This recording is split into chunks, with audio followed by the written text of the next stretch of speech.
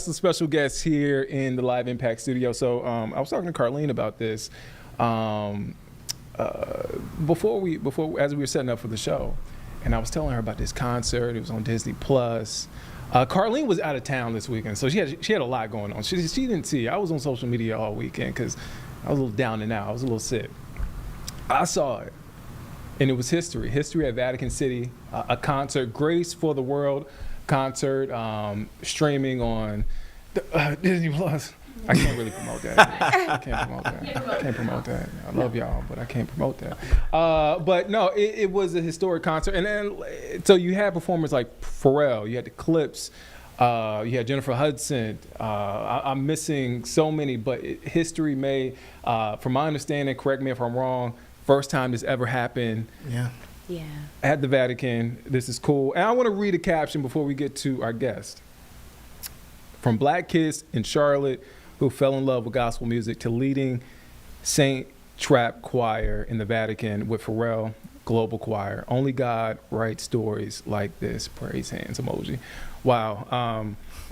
If you don't know who I'm introducing none other than Dennis Reed Jr., his wife, Ohavia Phillips Reed. Man, Saint Trap Choir. Sainted Trap Choir. I'm sorry. Sainted. I got excited. It's all Sainted good. Trap Choir. It's okay. Man, what a moment. What a moment, bro. I saw the video. What really got me into it, I'm a huge rap fan, so Clips, Yes. Pharrell. Yes. And then I'm scrolling. I'm like, wait, they look familiar.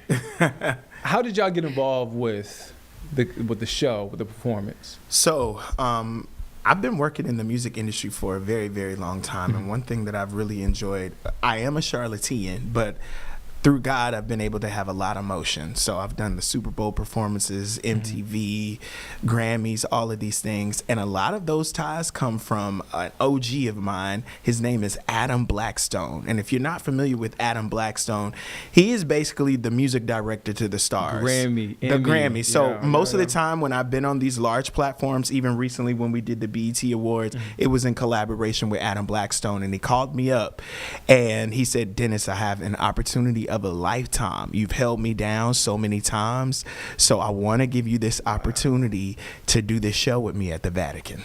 Wow. Yeah. I saw a bit of the behind the scenes, and we have some of that video if you're watching here at home. Let's play that video. So you see some of that behind the scenes. You can see it right here on your screen. Okay.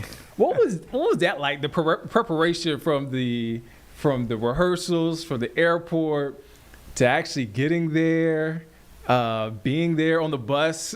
Yeah. I think Pharrell is in one of these shots. Yes. What was that whole experience like?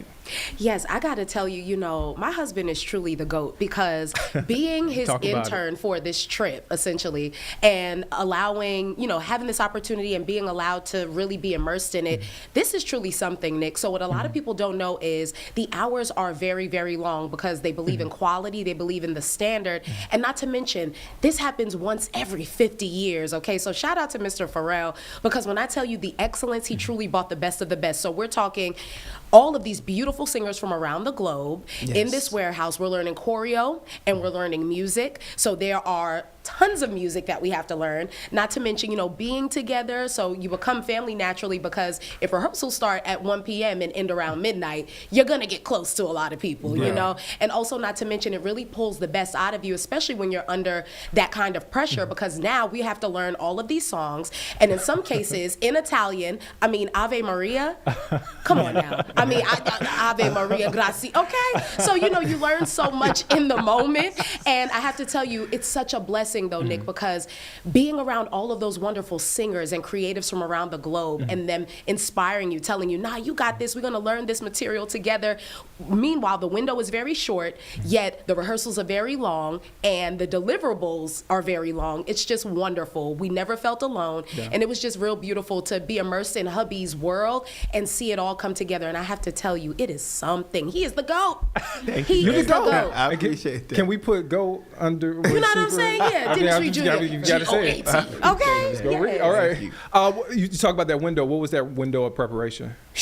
Man, well, believe it or not, we got the music maybe a week out before we were. Yes. Listen, let me tell you something. For this Only a week, to Nick. be a global event, everything just kind of came together at the last minute. I mean, from the flights to all travel arrangements to some of the music a week out.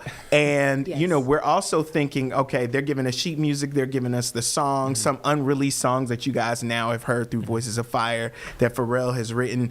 And we're sitting here. Sometimes the sheet music doesn't match what we're hearing. We got musical questions. I'm teaching, saying it the best I can. Yeah. And I'm thinking to myself, okay, when we get there, there'll be someone there, a choir leader there that's going to give us all the answers. Only for us to get to there. Right. I was And like, we babe, became the choir leaders. please tell them, right? Like, I mean, me and all of the other directors from around the world, there were I think about 6 choirs featured from around the globe: Paris, France, Italy, Yes. America. And we all had questions. And we quickly decided, hey, let's huddle. I'll teach these songs. You teach this song. I'll direct. And it all came together. That's why y'all are the professionals. Y'all can put everybody together and y'all figure it out. I mean, we Amen. figured it out. Amen. We did. And we figured it out. Figured it out. One thing, and I want to shout out digital producer Anders Hare, who Yes. set up this interview. He came to my desk and it hit me when he said it. And I thought about it, but I didn't have the words to it. You're talking about Southern Black gospel music Yeah. at the Vatican. Yeah. Who'd have thought that? Right. Was that running? What was going through your mind? The Was it- writers of Okay. Sister Act, apparently. Yeah. You know, Yeah. it Right, was like right, a right. real live Sister Act come to Yeah. life. Yeah. Like to see that, like I was waiting for Sister Mary Clarence to just come out and direct us at some point. Oh, but happy right, day. exactly. I wish I was shocked we didn't do that. But I mean, you're right, bro. This was historic. This has never been done before. We've never seen a presentation like this Yeah. before. And so the weight of that, it never left us, honestly. Like from the moment that we stepped down in Rome to even now and watching all of the material, watching all the content. I mean, who would have thought that Black gospel music, that Southern kids would wind up not, and here's the other thing. See, I've done tours in Italy for a while because they love gospel music over there. And I remember visiting the Vatican, right? Just on the outside, just looking in, da-da-da-da. I would never have thought you go from looking on the outside to walking in halls that were exclusive that you never had access to before. Wow. So only God can do stuff like that. Were there any nerves? Were y'all nervous? And as leaders, how do you calm the nerves of everybody else in St. Jude? Because I'm sure they had nerves.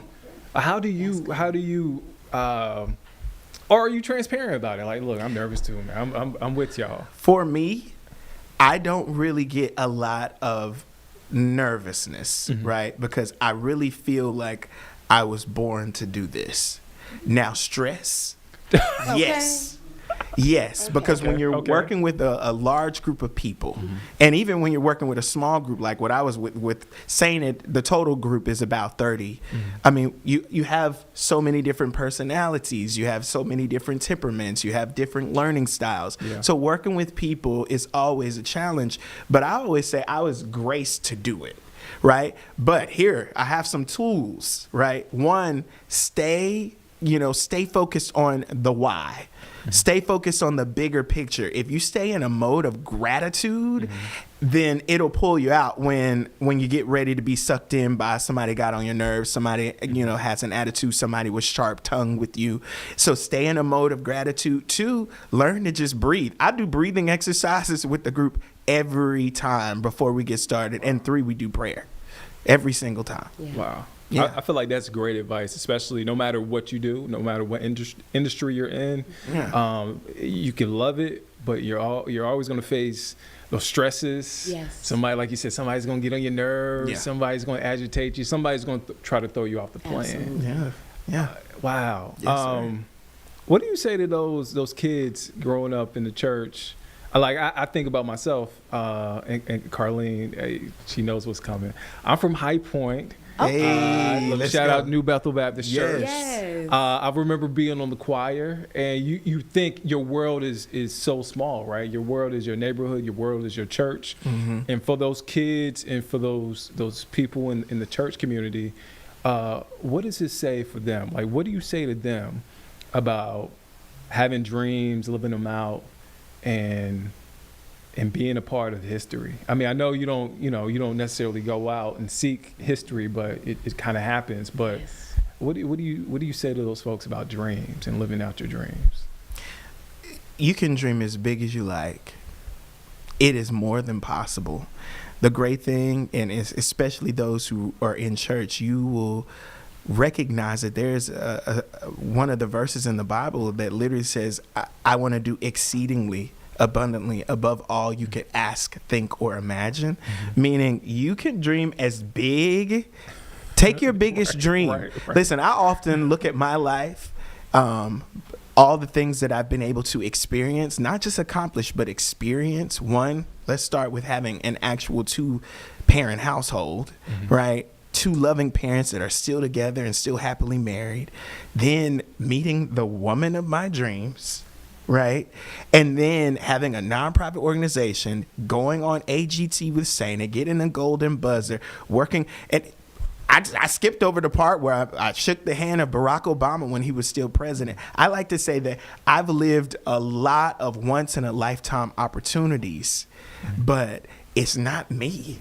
And that's why I won't take credit for it. So dream as big as you like. Anything you want to add to that, Jen? And I think on my side of things, if you don't come from the 2-parent household, or if you've never seen it done, or if you are the person who is watching this thing on TV, hearing it on the radio, and you're like, that would be cool to be there one day. I think it's allowing yourself to know that it is real and it is possible, not to mention how God uses the least of these in historic moments. So never counting yourself out when it matters the most, because he's counting on you. He said your name, and he's just waiting on the perfect time to put your feet into those places to not only give glory to his name, but also so you can inspire folks who come from what you come from. So I think, you need to be recklessly faithful with where he is, with where you are currently and where he's taking you. I think you need to be unapologetic about your story, never embarrassed, and watch God work and blow your mind. Truly, hubby, like you said, exceedingly and abundantly.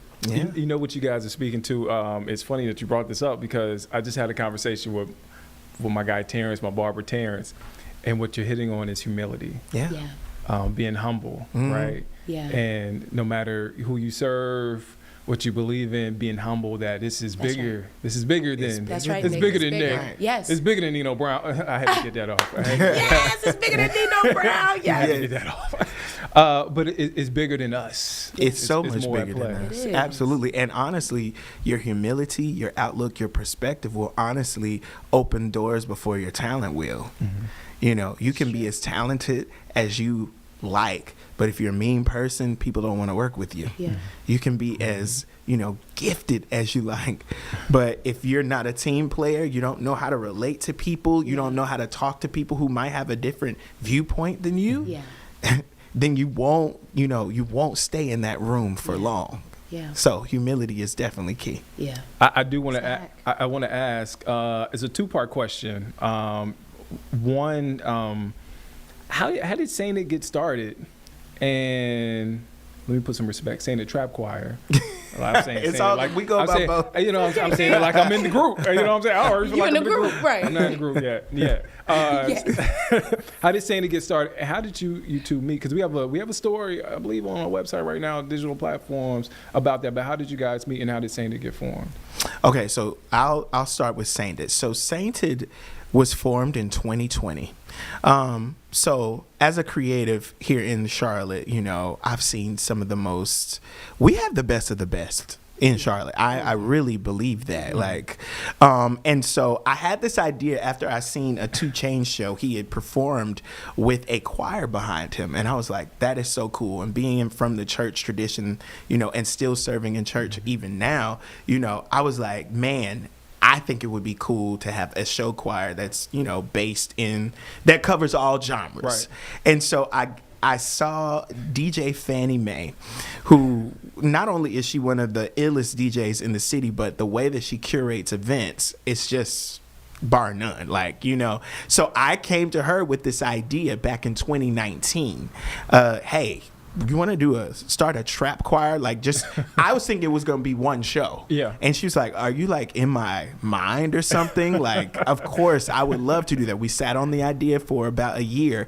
Then she had a residency with Live Nation at the Fillmore. And she said, I have just the opportunity for us to pull together an experience. So I pulled together a few singers that had been working with me, got my cousins and them, my friends and them. We formed Sainted Trap Choir, again, thinking it was going to be that one-time show. Charlotte came out. It was a sold-out event, and we knew we had to continue it on. And so the whole idea, again, was just being Black, unapologetically leaning in on, you know, the culture, leaning in on your gospel roots, but also appreciating multiple genres. And just, you know, put in perspective as well, we weren't the first choir to do this. I mean, I'm thinking growing up, Sounds of Blackness. Oh, yeah. Remember that? Yeah. Like, they sounded gospel, but they were, Be Optimistic. Yeah. They covered multiple genres. So we were just doing it in our way, in our time. And so here we are, fast forward to 2025. We're still going strong. We're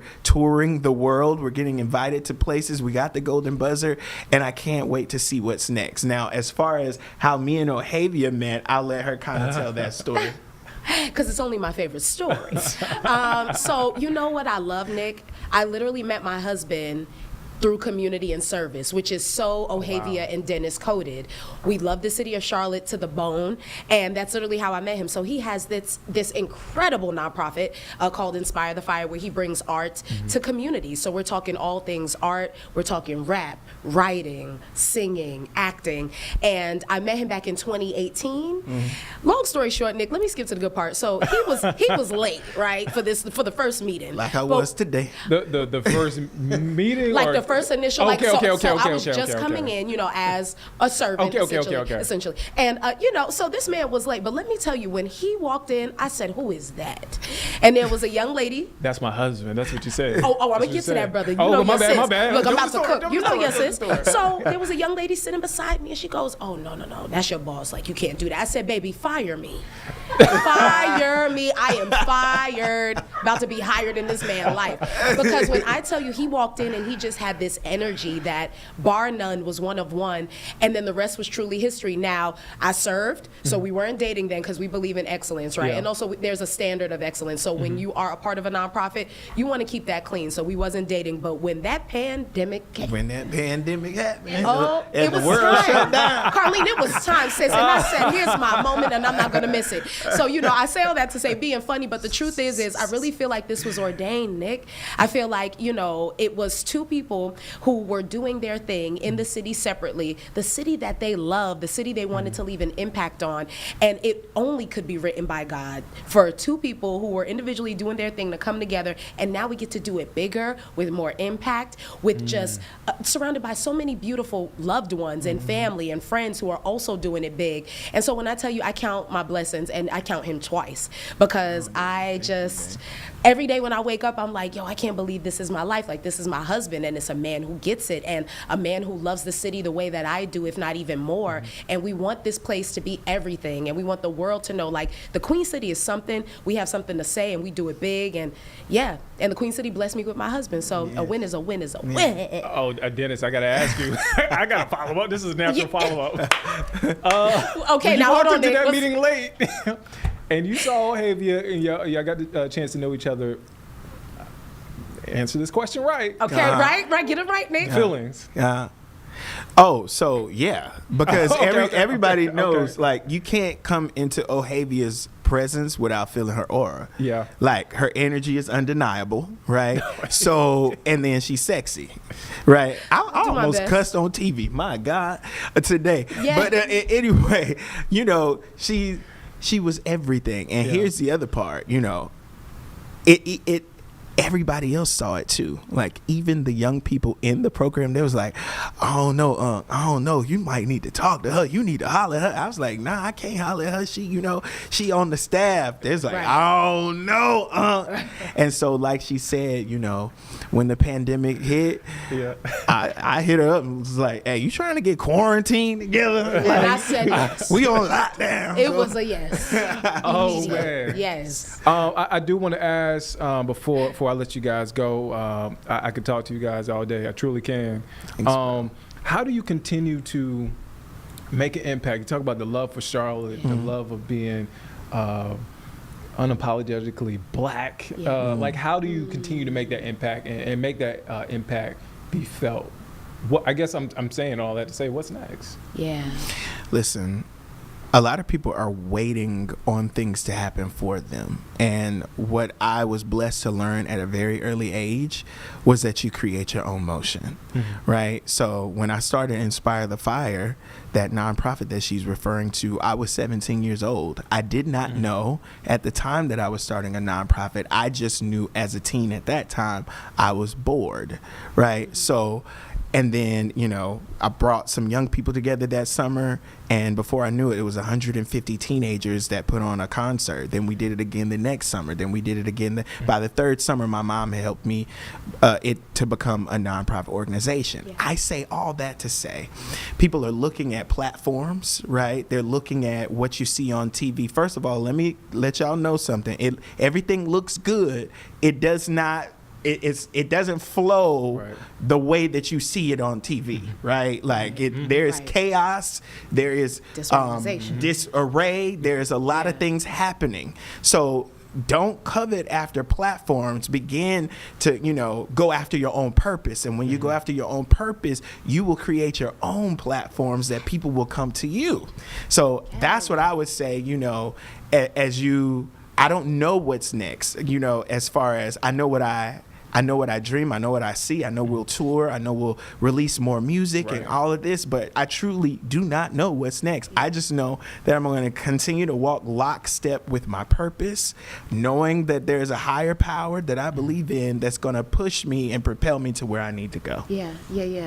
Next steps are, one, I'm going to enjoy this marriage with my husband and answer prayer, and we're going to continue to do what we've always been doing. We love Charlotte. Yes. And I don't know why I get emotional, Nick, but we love this city so much. I would, but these lashes are not mine. we love this city so much until it just does something to me. I'm telling you, Carlene, this place has single-handedly been a blessing for me personally, facing houselessness, living in a domestic violence shelter, to also building up this brand. And it's funny because people talk about a brand, but for me, it's really the message. And this place has been a blessing, a blank canvas city for me to build a business, a career. And my goal is now to leave the door open for the younger version of Ohavia Reed, the younger version of Dennis Reed Jr. So young people from those situations, no matter where they come from, can know we're only the blueprint, but you can do it too. And so Charlotte, we love y'all. And we got big plans for y'all. And I think at the end of the day, we want to leave folks with understanding what we're doing is not something that you cannot do. When you lock in with God and when you know that you've been called to do something, and again, that reckless faithfulness, incredible things can happen. So I think, y'all just got to lose a little bit of control, have a whole lot of faith, and just try it. See what happens. All of that stuff I'm learning. I think we're all learning. Wow. I'm happy for y'all. I'm proud of y'all. Continue to do the work here in Charlotte. It's needed. Thank you so much for stopping by, taking time to do this. Of course. I enjoyed this conversation. Also, Nick, we're not going to tell the people we go way back. Come on, you my brother for real. Y'all, Nick is the greatest. That's all I'm going to say.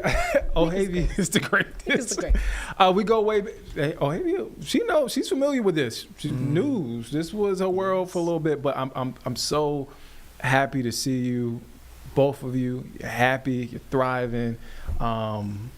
It makes my heart full to see that. Thanks, we go way back. And I look forward to seeing what's next. Yeah. And so Thank you guys again bro. for coming on. Thank you for the invite. I'm not gonna mess. honor. I'm not gonna mess this up again. Singing the Trap Choir, Yes. the Reeds, The Reeds. or the The Reeds.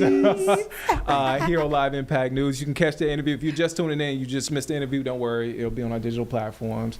Give us a few minutes, it'll be there. But for now, let's take a quick break. We'll be back here in 2 minutes on Live Impact News. Yes.